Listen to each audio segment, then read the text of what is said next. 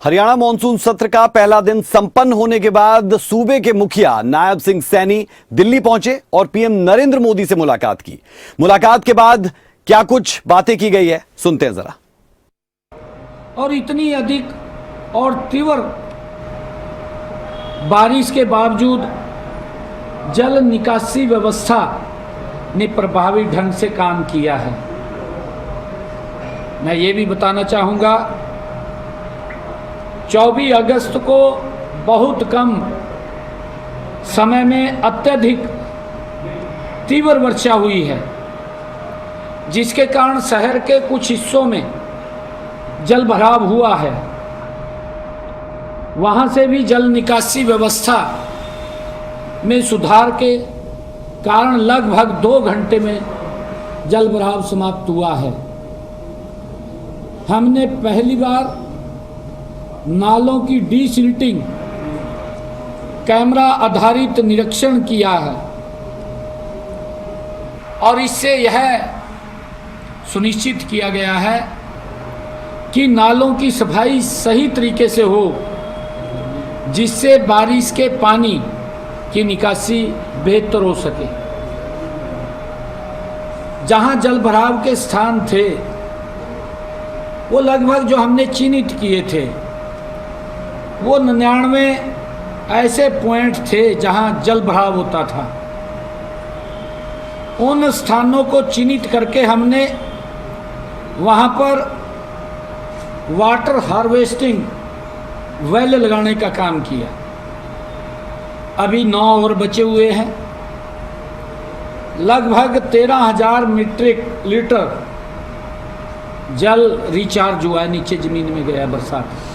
इसमें बहुत बड़ा उससे राहत मिली है। जैसा मैंने कहा है कि हमने नालों की भी डीसिल्टिंग हमने कैमरे से आधारित किया, उसकी सफाई की सुनिश्चितता की है और उसके कारण एक बड़ी राहत भी मिली है। हमारा जो हीरो होंडा चौक है, जयपुर दिल्ली हाईवे है, वहाँ पर पानी भरता था, वहाँ पर नए नाले का निर्माण किया है। और इसी प्रकार हमने लेग 1, लेग 2 और लेग 3 उसके ऊपर जो अक्रोचमेंट था उसको भी हटा करके उसकी सफाई की है। और लेग 4 को हमने उसको भी चालू किया है, जिससे गुरुग्राम के कुछ हिस्सों में जल भराव की समस्या का समाधान हुआ है। मुख्य सड़कों पर पहले 90 जल भराव के क्षेत्र, जैसा मैंने कहा है कि वो 99 ऐसे पॉइंट्स थे जहां पर जल भराव होता था। और जो हमारा अरावली का क्षेत्र है, जो पहाड़ का वो क्षेत्र अरावली का है, उसका पानी भी डायरेक्ट स्पीड से नीचे आता था।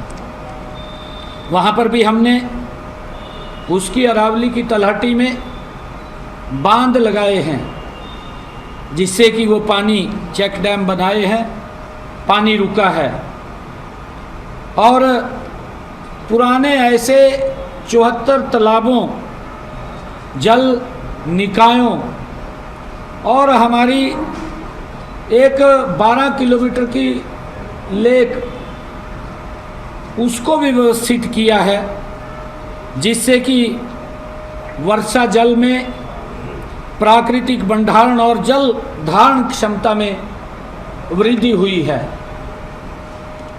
इस साल हमने ग्रीन बेल्ट जो सड़क से ऊपर थी, ग्रीन बेल्ट जो सड़क के साथ है, वो सड़क से ऊपर थी, उन सब को भी नीचे किया है। सड़क का जो पानी है वो ग्रीन बेल्ट में चला जाए और जो अस्थायी रूप से वर्षा जल जो संग्रहित कर सके, इसके मुख्य नालों पर दबाव कम हुआ है।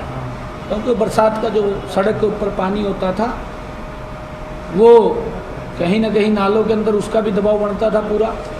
हमने ग्रीन बेल्ट को भी नीचे किया है, उसका समाधान निकला है। और हमने एक जापान की कंपनी को हायर किया है, वो सर्वे कर रही है। निप्पॉन कोई कंपनी है, उसको हायर किया है। गुरुग्राम के अंदर जो जल भराव की समस्या है, जो लो लाइन एरिया है, उस पानी को हम नूह के तरफ ले जा कर के उसको यमुना तक पहुंचाने का काम करेंगे। गंदा पानी हम यमुना में नहीं जाने देंगे, उसके लिए हम एसटीपीस ट्रीट करके पानी को छोड़ने का काम कर रहे हैं। चाहे रीयूज कोई पानी को करे, उस ट्रीट पानी को, उसकी व्यवस्था हम कर रहे हैं। इसके ऊपर गति से काम चल रहा है। मैंने कहा है कि निप्पॉन कोई जो जापान की कंपनी और सर्वे कर रही है, जल्दी ही और रिपोर्ट सबमिट कराएगी। और इसके साथ साथ इस बार आईआईटी दिल्ली के साथ मिलकर के रेन वाटर हार्वेस्टिंग का नया प्रोजेक्ट वो चालू किया है उनके साथ मिलकर के। और इससे भूमि में भी एक्वीफायर से भी ज़्यादा पानी जा सके। बोरिंग वहाँ तक किए गए हैं। एक रेन वाटर हार्वेस्टर जो सिस्टमों में 5 बोरिंग किए गए हैं। केवल 2 बारिशों में जो 5 हमने बड़े किए हैं, जहाँ ज़्यादा जल भराव होता था, उसके अंदर 13 लाख लीटर पानी 5 के अंदर वो ज़मीन में वो भी गया है। और इससे हमने फ्लोमीटर के साथ उसको चेक किया है, ऑनलाइन भी देखा है। और ऐसे 100 स्ट्रक्चर अब अगले मानसून सत्र से पहले हम गुरुग्राम में खड़े करेंगे। इससे पूरे मानसून में 25 से 30 करोड़ लीटर पानी भूजल में रिचार्ज हो सके, वो व्यवस्था हम कर रहे हैं। Thank you.